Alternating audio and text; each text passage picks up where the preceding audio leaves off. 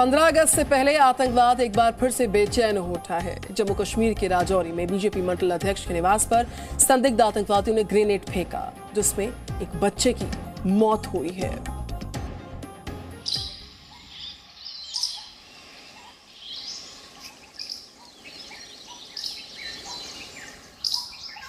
पाँच अगस्त 2019 को जम्मू कश्मीर से अनुच्छेद 370 को हटा दिया गया और घाटी में एक नई सुबह हुई।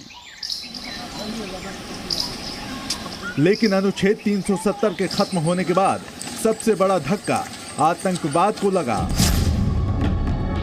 और तब से लेकर अब तक आतंकवाद बार बार अपनी बेचैनी का सबूत देता रहता है।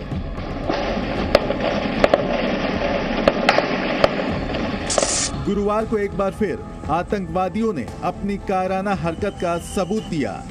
राजौरी के खांडली इलाके में बीजेपी नेता के घर पर ग्रेनेड से हमला कर दिया। इस हमले में 5 लोग घायल हो गए। घायलों में एक बच्चा भी शामिल था, जिसकी बाद में मौत हो गई। हमले के बाद से ही इलाके की सुरक्षा बढ़ा दी गई है। जाहिर सी बात है कि अनुच्छेद 370 के खत्म होने से आतंकवादियों को अपने मंसूबों पर पानी फिरता हुआ नजर आ रहा है। 370 की आड़ में युवाओं को आतंकवाद का चोला पहनाने का जो धंधा वो करते थे, अब उस पर लगभग पूरी तरह से ताला लग गया है और इससे आतंकवाद परेशान हो गया है। और आतंकवाद तभी परेशान होता है जब पाकिस्तान परेशान होता है। 30 वर्षों से जो जम्मू कश्मीर में आग लगाई थी, अब वो बुझने की तरफ है और कहीं ना कहीं अपनी प्रेजेंस शो करने के माध्यम से इस तरीके के हमले हो रहे हैं। बीजेपी के कार्यकर्ताओं पे हमले हो रहे हैं। ये वही लोग हैं जो पाकिस्तान स्पॉन्सर्ड मिलिटेंसी को एड देते हैं और पाकिस्तान के पाले हुए पट्टों के इशारे पे काम कर रहे हैं। मुझे लगता है कि इसका गंभीरता से संज्ञान लेना चाहिए और पाकिस्तान को भी सबक सिखाया जाना चाहिए। घाटी में बीजेपी नेताओं पर ऐसे हमले नई बात नहीं है। ये लिस्ट तो काफी बड़ी है।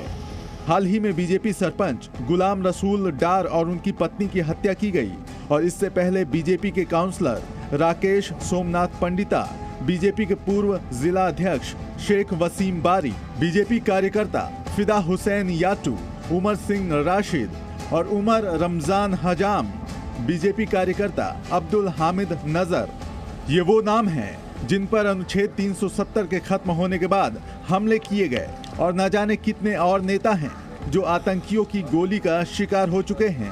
अनुच्छेद 370 ने पाकिस्तान और आतंकवाद के सपने को पूरी तरह से तोड़ दिया है और अब तो नया कश्मीर बंदूक की जगह विकास को अपना हथियार बनाना चाहता है।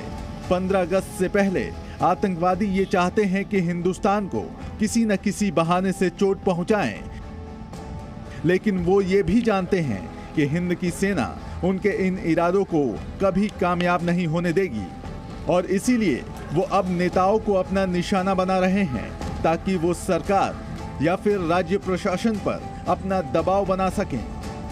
मगर ये नया भारत उन्हें किसी भी हाल में कामयाब नहीं होने देगा। Presenting B News app, available on Google Play and App Store. Download it now.